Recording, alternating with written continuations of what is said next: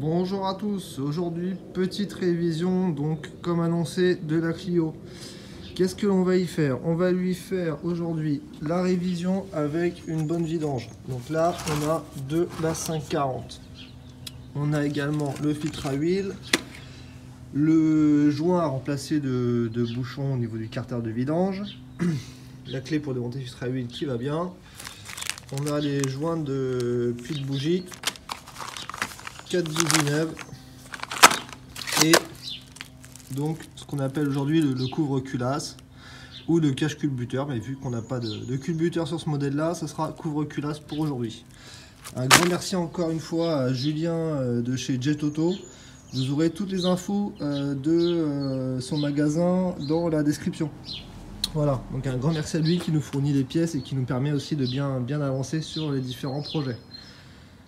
Donc aujourd'hui on va faire la vidange tout de suite, on voit ce que ça donne, on voit la qualité de l'huile, comment elle était. Moi je l'ai regardé justement avec le niveau, franchement ça n'avait pas l'air d'être trop dégueu. Donc bah écoutez, on va lui faire la vidange, de toute façon ça lui fera pas de mal. Pour la vidange, donc là j'utilise une clé, c'est une clé carrée de 8. Sur ces modèles là vous avez différents carters, il y avait un carter en alu et en acier. Et la contenance en termes d'huile n'est pas la même. Il me semble que là on est sur l'acier, c'est du 4,5 litres plus le filtre à huile. Donc on va la remettre, on fera le niveau au sol. Et puis après on la démarrera un petit coup, on fera monter l'huile en pression. Et puis on fera le niveau au fur et à mesure tout simplement. Bon, alors elle est quand même bien fluide, mais elle est quand même bien noire aussi. Donc je pense vraiment que ça lui fera pas de mal. Et là vous pouvez voir sur le bouchon, franchement on n'a pas du tout de limaille. Donc ça c'est plutôt rassurant. Donc là au moins on ne retrouve pas des petits morceaux de coussinet ou de je ne sais quoi. C'est pas mal. Donc une fois avoir retiré le couvre-culasse, voilà ce que ça donne. Donc on a bien nos 4 bougies ici. Alors j'ai regardé un petit peu tout ce qui est porté d'arbre à cam, mais franchement je sais pas si vous allez le voir bien. Mais c'est nickel. Donc ça c'est pas abîmé. Bon alors là il y a un peu de... Ouais l'huile elle est pas très belle, hein, c'est clair, de toute façon. Voilà. Et on voit surtout en fait, vous voyez, en fait c'est bourré d'huile partout à l'intérieur. Et l'huile par contre elle vient bien ici au-dessus, donc là où il y a le joint du couvre-culasse. On a les joints de palier d'arbre à cam là entre les deux là, mais ceux-là très clairement je le vois, le silicone il est bien ressorti, ça fuit pas de là. Donc on va faire un bon petit nettoyage de tout ça, virer toute l'huile. Et une fois qu'on aura changé les joints de couvre-culasse plus les puits de bougie, j'espère que notre problème sera résolu. On va également changer les bougies. J'ai 4 bougies neuves également. Et du coup là, elle devrait repartir au top. Donc voici l'état des bougies. Moi très clairement, hein, vous voyez, je les ai même pas essuyées pour vous montrer un peu, mais elles sont toutes pleines d'huile. Donc ça vient bien de là.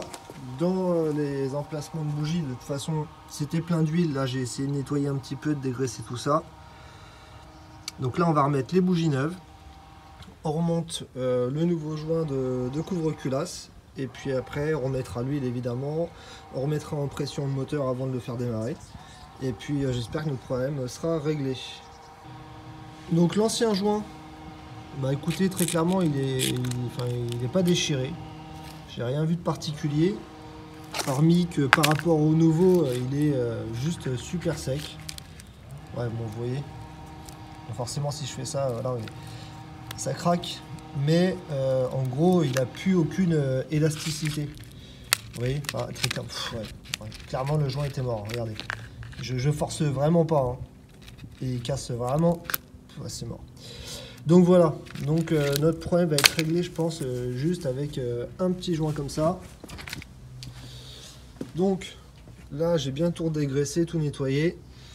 On a remis les vis de culasse. Donc je les ai juste approchées pour le moment. En couple de serrage, sur la RTA, ils disent entre 0,5 et 1 mètre kilo. Donc moi, là, je les ai mis à 1 mètre kilo.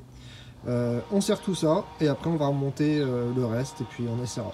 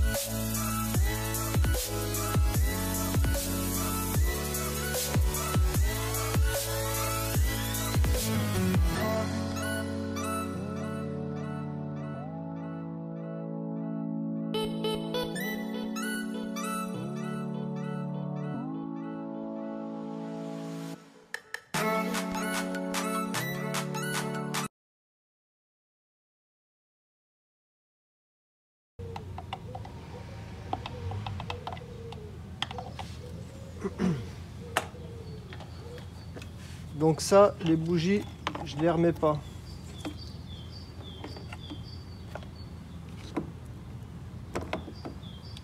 Clac, clac, clac. Et là, il n'y a rien qui gêne.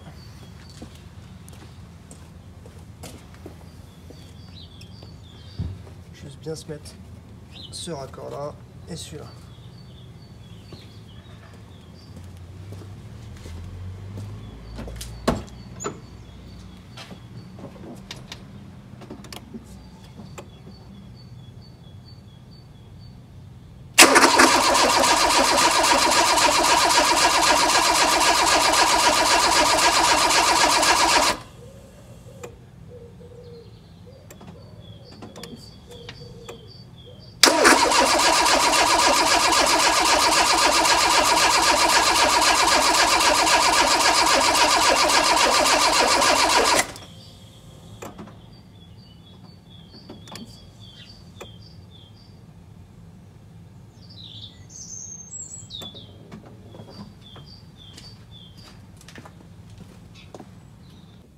Donc vous voyez là, ça nous indique le niveau. Voilà, donc on n'est pas encore au max, mais ça monte au fur et à mesure. Et puis ce que l'on va faire maintenant, c'est de faire aussi à la jauge simple. Donc ça au moins on sera vraiment sûr. Mais là je pense que lui il est déjà bien monté là. Bon, toujours pas de démarrage, pourquoi ? J'ai essayé hors caméra de la démarrer une fois tout c'était fini. Et en fait, très clairement, elle m'a fait le même problème. Donc elle a démarré à froid moyen. Et une fois qu'elle était chaude, impossible à redémarrer. Donc on avait bien le problème d'huile qui allait dans les puits de bougie. Ça c'est réglé. Maintenant il y a un autre problème. Donc du coup, ce que j'ai décidé là, c'est de démonter la tête d'allumage. Alors je l'ai fait avant très clairement. Je l'ai remis en place, je vais vous montrer. J'en avais une autre de côté, hein. Donc à la base, bon celle-là elle est propre. Voilà, ça c'est celle que j'ai en plus. Hein. Et on voit bien tous les contacts à l'intérieur qui sont propres. Le rotor pareil, hein. J'ai nettoyé un peu le contact là. Donc ça devrait bien le faire. Et maintenant on va démonter celle qui était sur la voiture. Donc, hop, comme ça je vous montre ça tout de suite.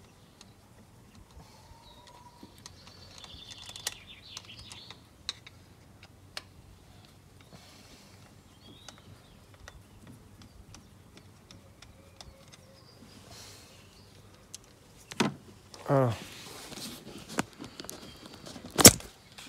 Donc regardez un petit peu, j'ai retiré la batterie, oui. Voilà. Regardez l'état du rotor, complètement cramé. Et ici, je ne sais pas si vous allez bien voir, De toute façon, je vais le débrancher après. Hein. Et vous voyez, tous les contacts sont cramés. Donc ça m'étonne pas qu'on ait un problème de démarrage, à chaud ou à froid. Donc je change les têtes tout de suite, je les inverse et on réessaye. Bon, on a changé, donc tête d'allumage, doigt d'allumage ou rotor comme vous voulez. Et du coup, on va voir maintenant le résultat.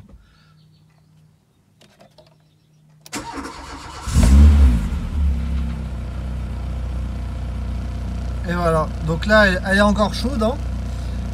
J'ai essayé tout à l'heure de la monter en température, franchement ça bouge pas. Et vous voyez,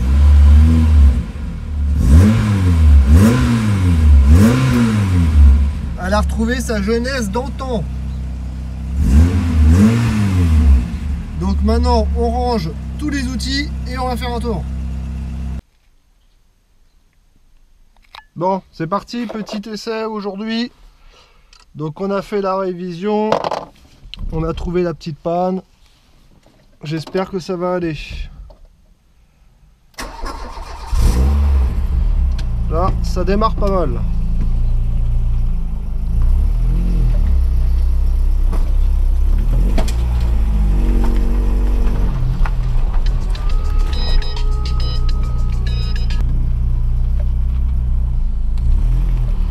Bon allez, petit tour. Bon déjà, on a plus de jeu dans la direction.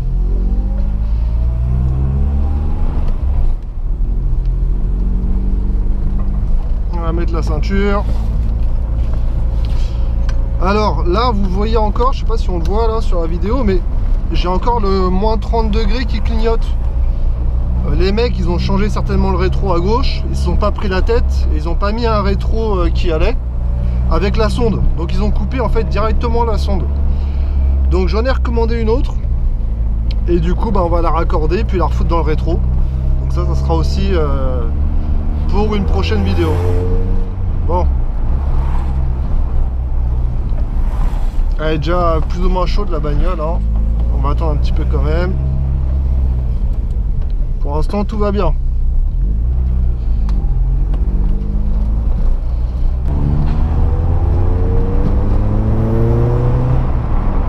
Je vais pas lui tirer dedans tout de suite, hein. On va attendre un peu.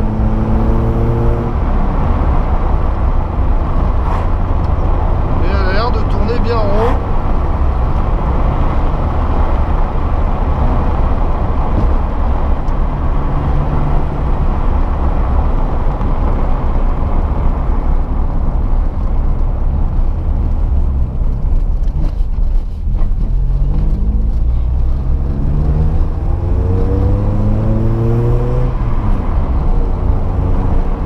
La pression d'huile monte bien, la température d'eau aussi va bien.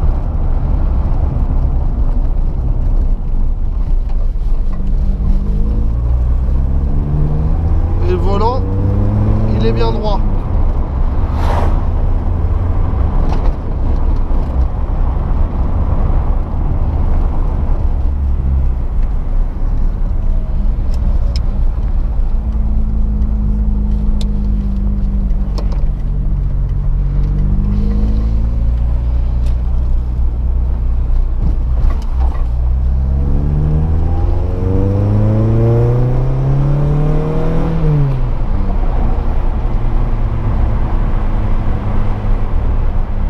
Laisser chauffer tranquillement avant vraiment de monter dans les tours, mais elle se comporte super bien.